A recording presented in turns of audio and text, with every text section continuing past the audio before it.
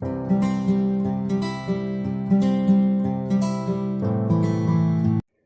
Friends, स्वागत है आपका मेरे चैनल दीप क्लासेस में, जिसमें हमारा आज का टॉपिक है अंधायुग नाटक के महत्वपूर्ण अंशों की सप्रसंग व्याख्या। हमारा आज का टॉपिक स्टार्ट करने से पहले अगर आप हमारे चैनल पर नए हैं या आपने अभी तक हमारे चैनल को सब्सक्राइब नहीं किया है तो इसे सब्सक्राइब कर लें, जिससे हमारे आने वाले वीडियो के सभी नोटिफिकेशंस आप तक पहुंच सके। चलिए अब हम अपना टॉपिक स्टार्ट करते हैं। इसका 8वां अंश और इसके प्रसंग को देखें। इसमें जब पहला पहरेदार यह कहता है कि हमें रक्षा के लिए नियुक्त किया तो गया है, किंतु रक्षा करने योग्य कोई वस्तु यहाँ नहीं है, तब दूसरा पहरेदार उसे उत्तर देता है। इसकी व्याख्या देखें, जिसमें वह कहता है कि तुम्हारा यह कहना किसी सीमा तक ठीक ही है कि हमें जिसकी रक्षा के लिए नियुक्त किया गया है ऐसी कोई वस्तु यहाँ नहीं है, किंतु फिर भी यहाँ कुछ है जिसकी रक्षा के लिए हमें नियुक्त किया गया है, और वह रक्षणीय वस्तु है, एक अंधे और बूढ़े शासक की संस्कृति। हमें उसी वृद्ध और अंधे शासक धृतराष्ट्र की संस्कृति की रक्षा के लिए नियुक्त किया गया है। उस अंधे और अविवेकी राजा धृतराष्ट्र की संतानों कौरवों ने यह विनाशकारी युद्ध घोषित किया है। उस अंधे धृतराष्ट्र की मूर्खता के कारण मर्यादा का रूप इतना विकृत हो गया था कि वह राज्य की जनता को रोगी बनाती चली गई। जैसे एक गुप्त रोग से ग्रस्त और गले हुए शरीर वाली वेश्या अपने साथ संभोग करने वाले सभी लोगों को रुग्ण बना देती है, उसी प्रकार उस गली हुई मर्यादा ने भी समस्त प्रजा में मनोविकार उत्पन्न कर दिए। और हम क्योंकि पहरी है, इसलिए विगत 17 दिनों से हम उस मूर्खताओं से भरी संस्कृति और विकृत मर्यादा की रक्षा करते आ रहे हैं। तात्पर्य यह है कि हम उन मनोविकारों की रक्षा कर रहे हैं जिसके कारण कौरव वंश निर्मूल हो गया। इस अंश की विशेषताएं देखें तो पहला, मूर्खों की संस्कृति का चित्रण किया गया है। दूसरा, गलित अंग वैश्यासी, इसमें उपमा अलंकार है। तीसरा, माधुर्य युक्त भाषा शैली का प्रयोग किया गया है।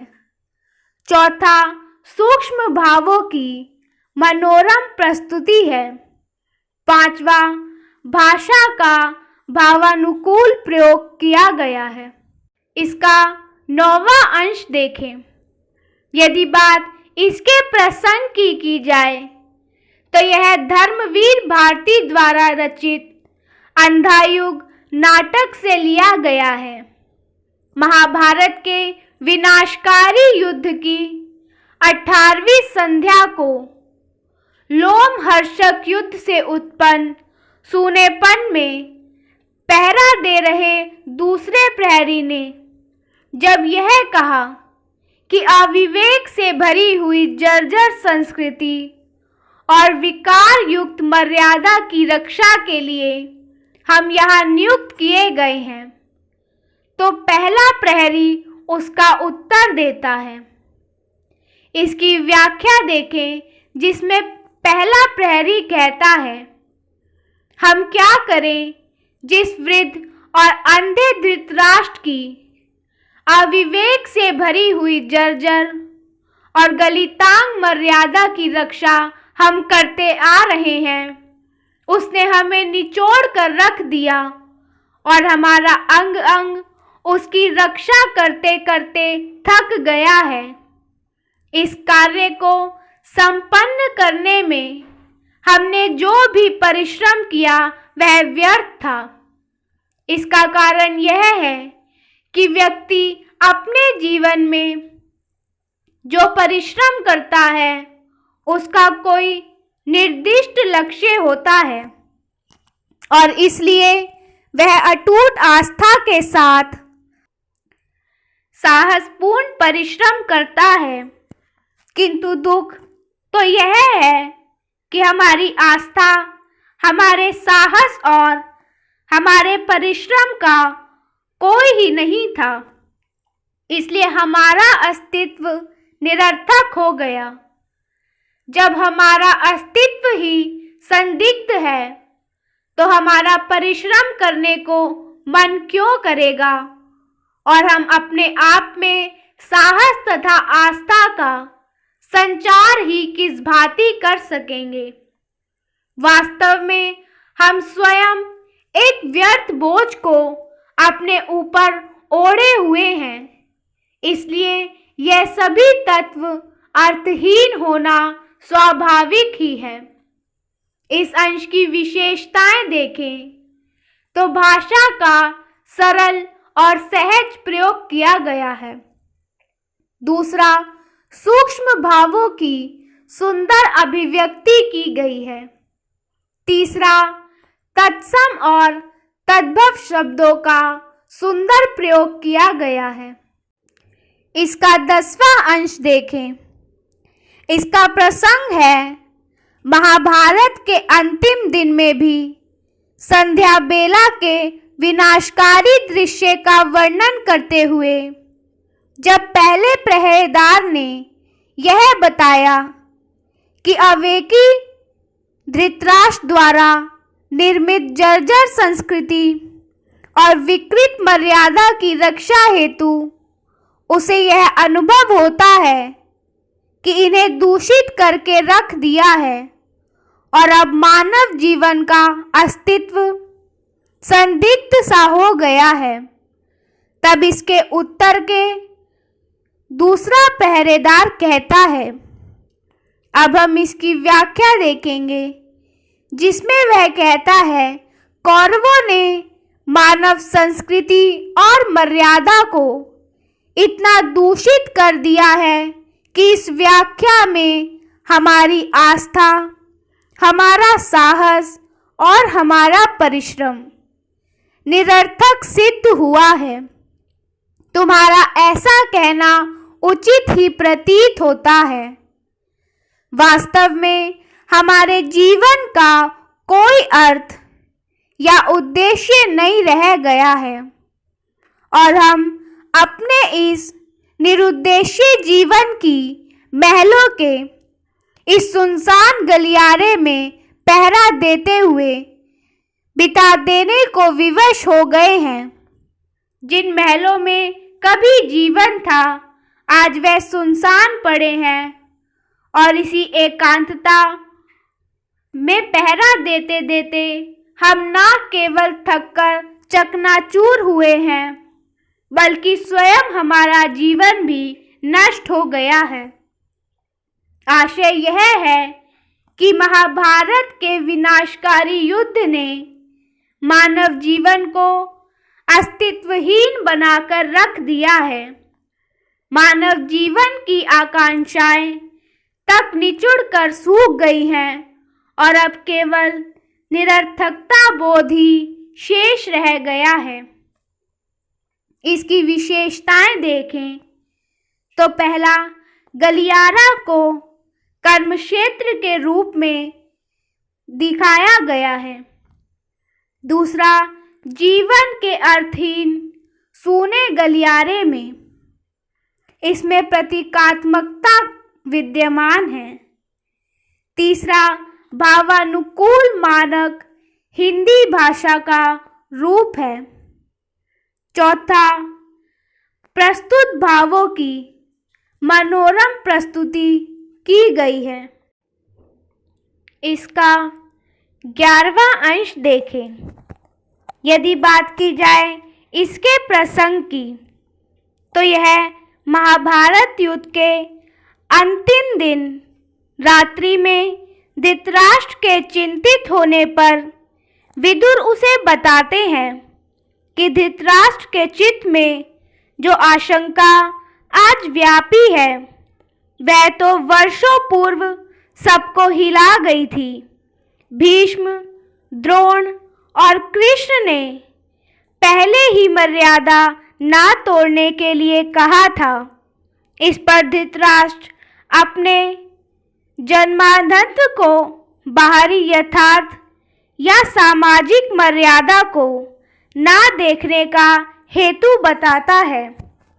विदुर के यह कहने पर कि जैसे संसार को किया था ग्रहण अपने अंधेपन के बावजूद वैसे ही मर्यादा ग्रहण करनी थी।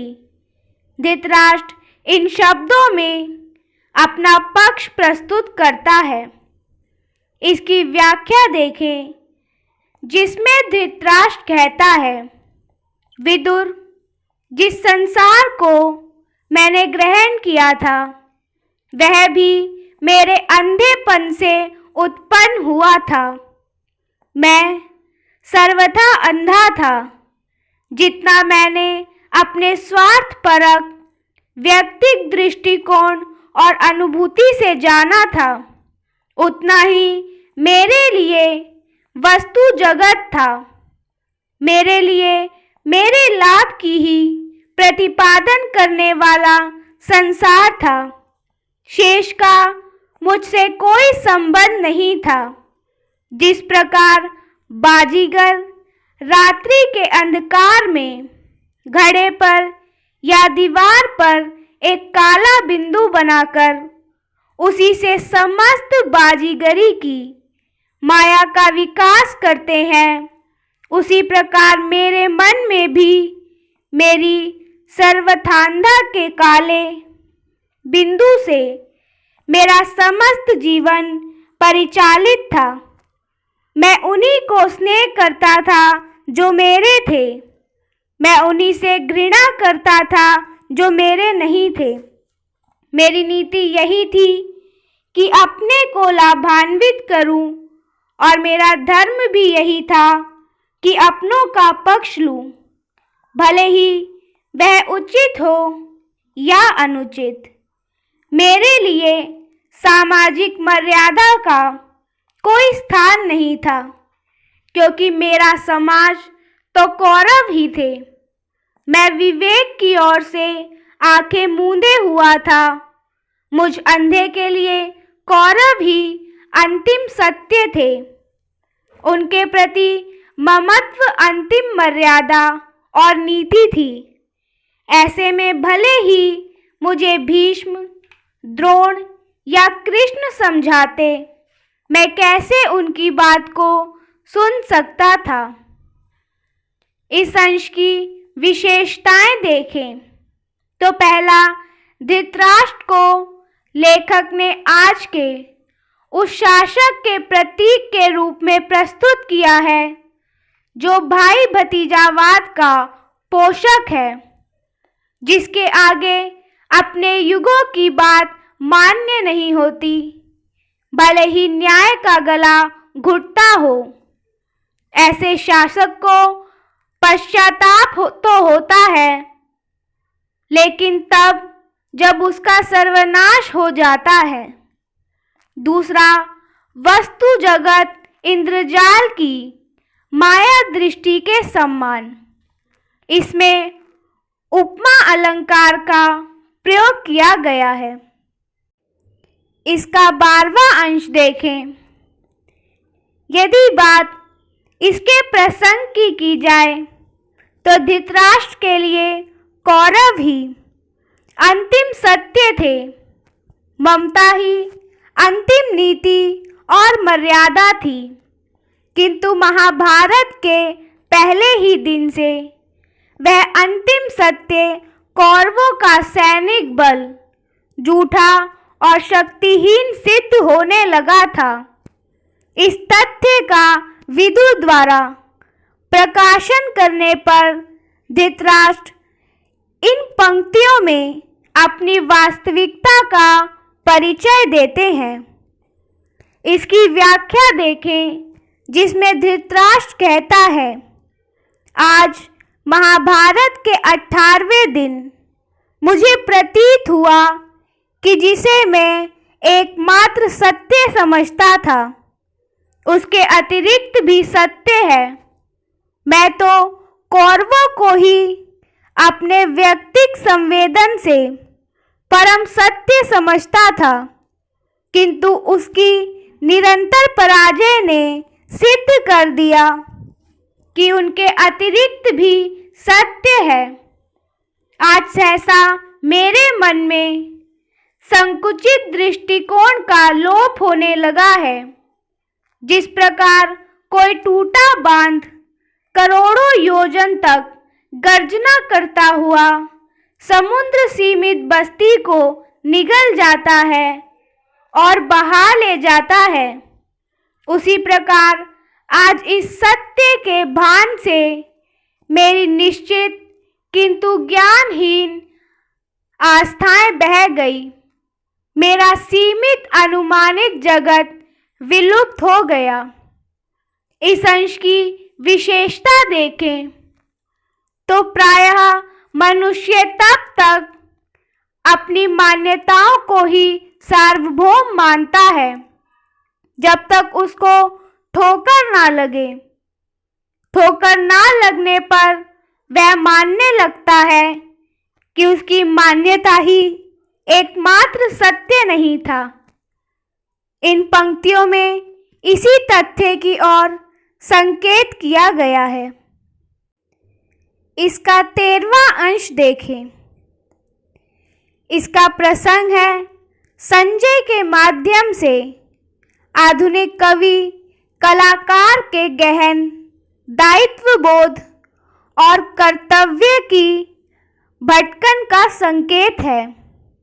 इसकी व्याख्या देखें, जिसमें कवि कहता है कि संजय तटस्थ दृष्टि वाला शब्दों का शिल्पी है। वह क्या करूं क्या ना करूं के असमंजस वन में भटक रहा है। उस संजय कलाकार का दायित्व बड़ा गहन है, जिसे निभाने के लिए उसके पास अभिव्यक्ति का संकट है और मजबूरी यह है कि सुनने वाले अंधे हैं, ना स्थिति को देखते हैं ना समझते हैं। लेकिन यह कवि का विश्वास है कि संकट की घड़ी में यदि कोई सत्य कहने वाला है, सत्य दिखाने वाला है, तो वह संजय ही है। दुर्भाग्य से वह संजय भी इस मोर रात्रि में घिरकर ना जाने किस कटीली डगर पर भाग रहा है। इसकी विशेषताएं देखें तो पहला, इस अंश में संजय कवि का प्रतीक है। दूसरा, असमंजस कर्तव्य का संकट। एक तरफ कलाकार पर सत्ताधारियों के दबाव पड़ते हैं और दूसरी तरफ उसमें आत्मा के सत्य को कहने की भी लालसा होती है। एक के कहने में सुविधा है और दूसरे के कहने में संकट। परिणाम, आज का कलाकार ऐतिहासिक पात्र संजय की तरह सुविधा और संकट के असमंजस में पड़ा हुआ है। इसका 14वां अंश। यदि बात इसके प्रसंग की जाए तो अश्वत्थामा और कृतवर्मा दोनों ही पीड़ित हैं, एक मनोग्रंथि से और दूसरा शौर्य के अभाव से। दोनों का ही शांत होना अनिवार्य है और इसकी जिम्मेदारी उम्र के लिहाज से अंधों के परिणाम से कृपाचार्य पर है। इस संदर्भ में इसी दिशा की ओर संकेत किया गया है। इस अंश की व्याख्या देखें तो मनोग्रंथियों के जाल में कशमकश करते अश्वत्थामा के अवचेतन मन में जब यह सुना कि हमने अकेले और निहत्थे अभिमन्यु को मार दिया, तो वह सोए सोए बड़बड़ाया, मैंने उसे नहीं मारा, मैं तो भविष्य का वध करना चाहता था। पता नहीं वह बूढ़ा कैसे मर पाया गया। विश्वास करो, मैंने उसे नहीं मारा। कृपाचार्य समझाते हैं, सो जाओ अश्वत्थामा, सो जाओ, और कृतवर्मा तुम भी सो जाओ। आज रात भर मैं पहरा दूंगा। इस अंश की विशेषता देखें तो फ्रॉइड का सिद्धांत है कि मनुष्य जो बात चेतन होकर नहीं कह पाता, उसे अवचेतन में दबा लेता है। वह बात प्रकट अवश्य होती है और उसके पुष्टिकरण का सही माध्यम स्वप्न ही होता है। इसी के साथ हमारा आज का टॉपिक यही खत्म होता है, जिसमें हमने जाना अंधायुग नाटक के महत्वपूर्ण अंशों की व्याख्या के बारे में। अगर हमारा आज का वीडियो आपको पसंद आया हो तो वीडियो को लाइक एंड शेयर करें और हमारे आने वाले सभी वीडियो के नोटिफिकेशंस के लिए हमारे चैनल को सब्सक्राइब करें। Thank you for watching.